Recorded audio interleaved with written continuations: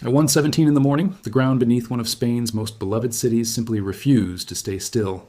Beds shook, windows rattled hard enough to crack. Somewhere above the rooftops, centuries-old tiles broke loose from a church and shattered on the pavement below. In the darkness, tens of thousands of people in Granada woke up to the same terrifying sensation at the exact same moment, the unmistakable, disorienting feeling that the earth itself had turned against them.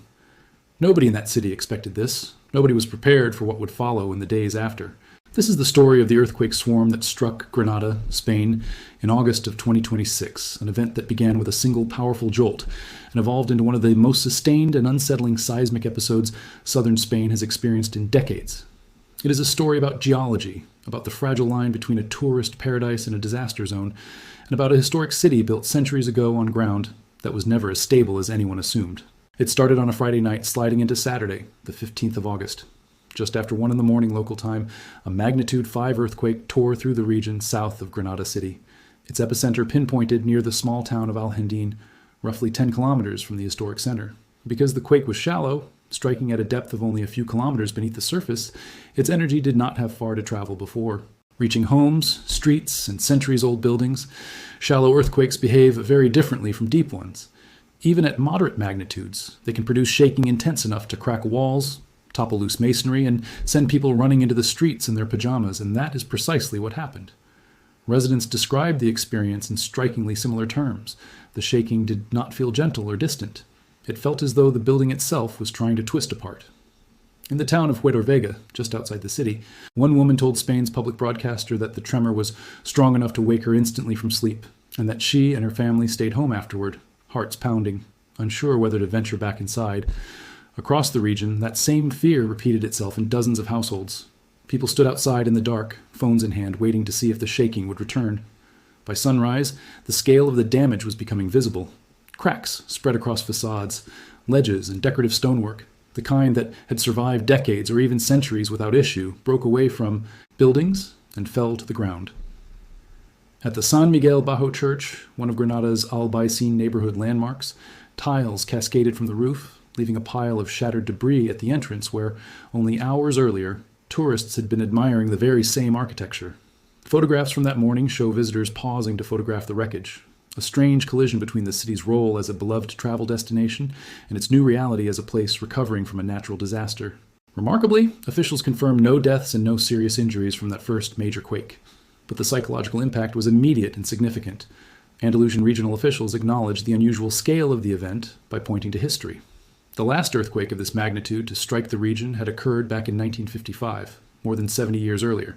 For a city that had grown accustomed to occasional minor tremors, the idea that something this powerful could strike again was a sobering reminder of just how active the ground beneath southern Spain truly is. Granada is not just any city. It is home to the Alhambra, a sprawling medieval palace and fortress complex built during the era of the Nasrid dynasty, the last Muslim kingdom to rule in the Iberian Peninsula. The Alhambra is a UNESCO World Heritage Site and one of the most visited monuments in the world, drawing an estimated 2.7 million visitors in the year before the earthquake struck. Its delicate stucco carvings, its intricate tile work, and its centuries-old stone walls represent some of the finest surviving examples of Islamic architecture anywhere on Earth. When the earthquake hit, authorities faced an immediate and difficult question. Was this priceless structure now at risk? In the aftermath of that first quake, the Alhambra was temporarily closed while engineers and heritage specialists inspected the site for structural damage. To the relief of officials and historians alike, the initial assessment found no serious damage to the complex itself. But the closure was a clear signal that this was not being treated as a minor inconvenience. When a monument of that scale and cultural weight gets shut down, even briefly, it tells you everything about how seriously the danger was being taken. For a few days, it seemed as though Granada might simply be recovering from a single, dramatic, but ultimately survivable event. That assumption did not hold. On Tuesday, August the 18th, just 4 days after the first major quake, the ground moved again. And this time, it did not stop after a single shock. Between roughly 10:37 in the morning and 11:34, in the span of less than an hour, the region was struck by a rapid sequence of earthquakes, several of them exceeding magnitude 4. The strongest of them, revised upward by seismologists after initial analysis, reached a magnitude of 4.8, centered near the town of Gojar, only a short drive from the heart of Granada City. Spain's National Geographic Institute confirmed that this made it the most powerful tremor recorded within the entire ongoing seismic sequence up to that point. even surpassing the original quake from the previous Saturday. The sequence on that Tuesday was relentless. Within that single hour, the region experienced 7 distinct earthquakes, each with its own epicenter scattered across nearby towns including Gojar, Churiana de la Vega, and once again Alhendin. Every one of them was felt clearly in Granada's city center. Unlike a single isolated event, this was a swarm, a term seismologists use to describe a cluster of earthquakes striking the same general area in rapid succession, often without one obviously dominant main shock followed by smaller aftershocks. Instead, the region experienced wave after wave of shaking, each new tremor reigniting the fear that had only just begun to settle from the last one. It is worth understanding just how quickly this second wave escalated, because the timeline itself reveals how little warning anyone actually had. At 10:37 in the morning, the magnitude 4.7 to 4.8 quake near Gojar struck without any dramatic buildup, no slow crescendo of smaller foreshocks that might have given residents time to brace themselves. 16 minutes later, at 10:53, another aftershock, this one measuring around magnitude 4, hit with a different epicenter nearby. Then came more, one after another, each new rupture occurring on a slightly different patch of Tihi same stressed fault network beneath the Granada Basin. For anyone standing in the city center that morning, the experience was less like a single earthquake and more like being caught in a drumbeat, one you could never quite predict the timing of, never quite relax between. The human toll on that Tuesday was more serious than the previous Saturday. Andalusia's regional emergency services confirmed that at least 3 people suffered injuries, described officially as minor, though one of them, a child, required hospitalization. Emergency call centers were overwhelmed, receiving reports that numbered in the hundreds throughout the day, some accounts citing more than 500 calls to the PAUS, a regional emergency line. Most of these calls reported the same recurring problems: cracked walls, falling debris, damaged facades, and people trapped or startled inside malfunctioning elevators. A significant number of calls were not about physical injury at all, but about anxiety attacks, as the psychological weight of repeated, unpredictable shaking began to take a visible toll on residents who had now been living under threat for the better part of a week. The Alhambra, once again, found itself at the center of the crisis. This time, the response was more urgent. Staff moved quickly to evacuate the Nasrid palaces, the ornately decorated heart of the complex, and the section most closely associated with the site's global fame, along with the Alcazaba, the oldest fortress section of the Alhambra grounds. Specialists were brought in immediately to examine both structures for hidden or developing damage. Interestingly, other parts of the sprawling complex, including the Partal Gardens and the general life, the Nasrid Summer Palace, known for its gardens and fountains, remained open to visitors, a sign that authorities were trying to balance caution with the practical reality of managing one of the world's most visited heritage sites during an ongoing natural disaster. Beyond the Alhambra, the ripple effects of the swarm touched nearly every corner of Delhi. Life in Granada. The city's metro system, still a relatively new addition to Granada's infrastructure, reduced train speeds to 30 kilometers per hour as a precaution, a move designed to reduce risk in case track alignment had been subtly affected by the shaking. Several hotels across the city were evacuated as a precaution, guests standing in the streets alongside residents, united in uncertainty. Granada's provincial council made the decision to close administrative buildings, museums, and sports facilities, choosing to prioritize public safety over convenience, though officials made a point of keeping primary health centers open and operational, recognizing that medical access could not be interrupted no matter how serious the disruption elsewhere became. The city council responded to the escalating situation by raising its emergency response to what officials described as Phase 1, a formal designation that allows for increased resources, personnel, and coordinated response capacity. Andalusia's regional government, led in its emergency communications by regional official Anton Io Sanz, urged the public to remain calm, to avoid standing near buildings due to the risk of falling debris, and to rely only on official channels of information rather than the flood of rumors and unverified videos circulating on social media. It is worth noting how central social media had become to how this disaster unfolded in real time. Videos posted by residents showed rubble scattered across streets, cracked stairwells inside apartment buildings, and startled families gathering in open spaces, all shared within minutes of the shaking, giving people across Spain and around the world a front row seat to a disaster as it happened, rather than after the fact. By the time Tuesday's sequence of quakes had passed, Spain's National Geographic Institute reported something that put the entire event into a much larger perspective. Since the very first quake on the 15th of August, the region had recorded a staggering number of individual tremors, with counts climbing past 300 and reportedly approaching or exceeding 350 separate seismic events in a matter of days. Most of these were too small to be felt by the average person, registering well below magnitude 3, invisible to human senses, but fully visible to the sensitive instruments monitoring the region around the clock.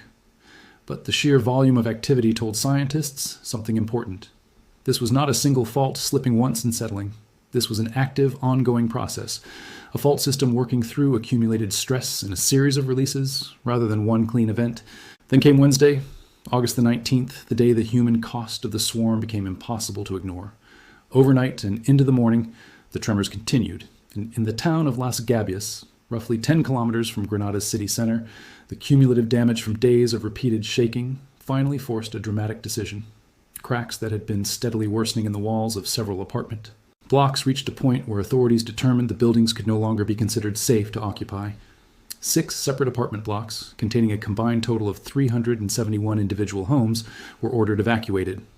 Guardia civil officers moved door to door, helping residents leave their homes, some carrying only what they could grab in the moment, others supporting elderly neighbors down stairwells that had, days earlier, seemed perfectly ordinary and safe. In total, at least 600 people were displaced by this single evacuation order, according to Andalusia's emergency services minister. These residents were relocated to public shelters, while structural engineers began the painstaking work of assessing each building individually, determining whether the cracking represented cosmetic damage, or something more serious, something that could threaten the structural integrity of the entire block.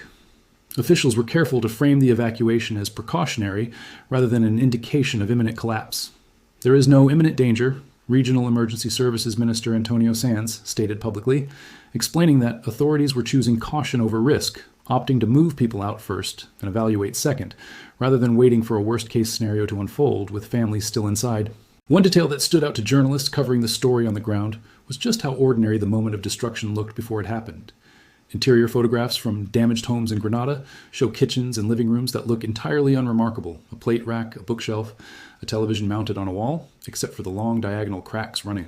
None through the plaster behind them, the telltale signature of a building that has been twisted and flexed by forces it was never designed to withstand.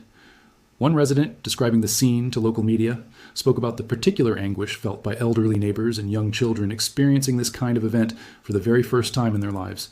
People who had spent decades or their entire childhood assuming the ground beneath Granada was simply solid, permanent, something you never had to think about.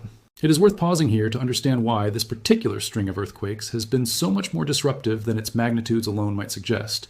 On paper, a magnitude 4.8 or 4.9 earthquake does not sound like the kind of event that flattens cities. Compare it to the truly catastrophic earthquakes that make global headlines, quakes in the magnitude 7, 8, or even 9 range, and Granada's tremors seem almost modest by comparison. But magnitude alone does not tell the whole story. 2 factors dramatically amplified the real-world impact of these quakes: depth and repetition. Every major tremor in this sequence has been remarkably shallow, striking at depths of somewhere between 2 and 10 kilometers beneath the surface. In seismology, shallow earthquakes are generally far more destructive than deep ones of the same magnitude, because the seismic energy has less distance to travel and less material to dissipate through before it reaches buildings, roads, and people. A magnitude 5. Earthquake at a depth of 5 kilometers can rattle a city far more violently than a magnitude 6 earthquake occurring 300 kilometers underground. This is precisely why a swarm of quakes hovering in the 4 to 5 magnitude range has been enough to crack facades, dislodge roof tiles, and force the evacuation of hundreds of homes. The second factor is repetition and fatigue. A single earthquake, even a fairly strong one, often leaves a structure stressed but standing, its cracks superficial, its frame intact. But when that same structure is struck again and again and again, dozens of times over the course of days, even small amounts of cumulative stress start to add up. Microcracks widen. Weak points that survived the first shock begin to fail under the second, third, or 10th. This is almost certainly part of the reason the damage in Las Gabias escalated to the point of a full evacuation days into the swarm rather than immediately after the very first tremor. The buildings were not failing from one blow. They were failing from many. To understand why this region of Spain is so prone to this kind of activity in the first place, it helps to zoom out to the geology of the entire Iberian Peninsula. Southern Spain sits near a genuinely complex and active tectonic boundary, where the African plate and the Eurasian plate are slowly converging, squeezing the region between them over millions of years. This collision has, over an immense span of geological time, thrust up the Betic mountain ranges, including the Sierra Nevada, the very mountains that give Granada its dramatic, snow-capped backdrop. Beneath that beautiful scenery lies a tangled network of geological faults, remnants of this ongoing continental collision capable of releasing stored tectonic stress in the form of earthquakes. This is not the first time this region has seen serious seismic activity, and history offers a sobering perspective on just how much worse things could become. Data compiled from seismic monitoring shows that within roughly a 300-kilometer radius of Granada, more than 100 earthquakes of magnitude 4 or greater have struck within just the past 10 years, an average of roughly 10 to 11 per year. Most pass with little notice, felt only faintly or not at all by most residents. But the region has also experienced far more devastating events throughout its recorded history. In 1884, a major earthquake struck the wider Andalusia region, killing hundreds of people and destroying entire towns, remaining one of the deadliest natural disasters in modern Spanish history. And further back, historical and archaeological research has documented seismic destruction in the Granada region stretching back centuries, including evidence of a medieval fortress destroyed by an earthquake long before modern instruments existed to measure such things. There is also an important geological wrinkle specific to this region that seismologists point to when discussing Spain's earthquake risk. Southern Spain sits above a genuinely unusual feature, a deep, cold slab of oceanic crust sinking into the mantle far beneath the surface, a process known as subduction, remnants of ancient tectonic plate movement from millions of years ago. This subducting slab is part of why the region occasionally experiences extremely deep earthquakes, some registering at depths of hundreds of kilometers, an unusual characteristic for this part of the world. These deep quakes, while sometimes registering high magnitudes, tend to cause far less surface damage than their shallow counterparts, simply because so much rock and material lies between the rupture and the buildings above. The August 2026 swarm, by contrast, has been defined by its shallow, close to the surface character, which is precisely why the human impact has felt so immediate and severe despite the moderate magnitudes involved. It also helps to place this swarm in a wider Spanish and Mediterranean context. Spain is not commonly thought of as an earthquake-prone country in the way that Japan, Turkey, or parts of the western United States are, and for good reason. Most of the Iberian Peninsula sits on relatively stable continental crust, far from the most violent plate. Boundaries on Earth. But the southern edge of the country, precisely the region encompassing Granada, Malaga, and much of Andalusia, is the exception to that rule. This is the part of Spain closest to the boundary zone between Africa and Europe, and it has produced some of the deadliest earthquakes in the country's recorded history. Beyond the 1884 Andalusia earthquake, the broader region has periodically experienced damaging events throughout the 19th and 20th centuries, a pattern that seismologists studying the Betic fault system say is consistent with a slow, ongoing accumulation and release of tectonic strain that has been happening for millions of years and will, in some form, continue for millions more. Understanding this helps explain why regional officials reacted so quickly and so seriously to what might have otherwise looked like a moderate, survivable earthquake. They know the history. They know what this fault system is capable of, even if the exact timing and scale of any single event remains impossible to forecast with precision. As the swarm continued into its fifth day, seismologists were careful to avoid making promises about what would come next. Earthquake swarms are notoriously difficult to predict. Unlike a traditional main shock and aftershock sequence, where scientists can reasonably expect activity to gradually taper off following one dominant event, a swarm can behave far more unpredictably. It can slowly fade over days or weeks. It can suddenly intensify. It can even, in rare cases, be a precursor to a larger event still to come, though officials in Granada have been careful not to suggest that outcome is likely, instead emphasizing vigilance and preparedness rather than panic. Regional officials have repeatedly urged residents to stay informed through verified channels, to know their nearest safe evacuation points, and to avoid returning to damaged buildings until they have been formally cleared by inspectors. Guidance that reflects lessons learned from earthquake responses around the world, where secondary collapses during aftershocks have too often proven deadlier than the initial event. There's also a quieter, more practical dimension to this story that deserves attention. The question of building codes and how a historic city adapts to a risk it was never originally designed for. Many of the structures damaged in Las Cabillas and across Granada were built decades ago, well before modern Spanish seismic construction. Standards were updated to reflect a more accurate understanding of the region's fault activity. Engineers assessing the cracked apartment blocks are not just checking for immediate danger, they are effectively asking a harder question: whether these buildings, as originally constructed, can reasonably be expected to withstand a continued pattern of shallow, repeated shaking without more comprehensive reinforcement. That question will likely outlast the news cycle around this particular swarm, shaping building policy and inspection standards across Andalusia for years to come. What makes this story resonate beyond the borders of Spain is the collision it represents between the ancient and the modern. between ordinary daily life and geological forces that operate on a timescale far beyond human comprehension. Granada is a city where residents shop, work, and raise families in buildings that, in some cases, have stood for centuries, right alongside monuments, constructed hundreds of years before modern seismic engineering existed. The Alhambra itself has survived wars, changes of empire, centuries of weather, and yes, previous earthquakes throughout its long history. Its survival through this latest swarm, so far without catastrophic structural failure, is a testament both to the extraordinary craftsmanship of its original builders and to the ongoing vigilance of the heritage specialists who monitor it today. For the residents of Las Gavias standing outside their homes, uncertain when or if they will be allowed back inside, the story is less about geology and heritage and more about the immediate, disorienting experience of having the ground itself become untrustworthy. It is about children who have needing to understand what one is. It is about elderly residents recalling, or being told about, the earthquake of 1955, now suddenly relevant again after 7 decades of relative quiet. It is about the strange modern reality of watching your own neighborhood's destruction unfold in videos shared by neighbors on social media before the emergency services even arrive. As of the latest updates, the situation in Granada remains fluid. Structural engineers continue inspecting the evacuated buildings in Las Gavias, working to determine which homes can be safely reoccupied and which may require significant repair, or, in worst cases, permanent condemnation. The Alhambra continues to operate on a section-by-section basis, opening areas cleared by inspectors while keeping the most sensitive and ornate structures closed until specialists are fully confident in their stability. Emergency services remain on heightened alert, and Andalusia's seismic emergency plan, activated in the earliest days of the swarm, remains in effect, coordinating everything from structural inspections to public communication to the logistics of housing hundreds of displaced residents.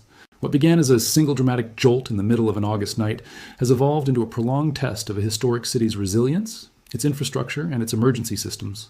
Granada, a place defined for centuries by its architectural beauty and its layered history of civilizations, has now added a new chapter to that history, one written not in stone carvings or palace walls, but in the cracked facades, evacuated apartment blocks, and the quiet, watchful uncertainty of a population waiting to see if the ground beneath them has finally settled, or if there is still more shaking to come. If this story affected you the way it affected me while researching it, do me a favor and hit that subscribe button, because we cover breaking natural disasters and the science behind them every single week, and you will not want to miss what we uncover next. Drop a comment below and let me know what you think should happen to help the families in Las Gavias get back into safe homes, and give this video a thumbs up if you want to see more deep dives like this one. Thank you so much for watching all the way to the end, and I will see you in the next video.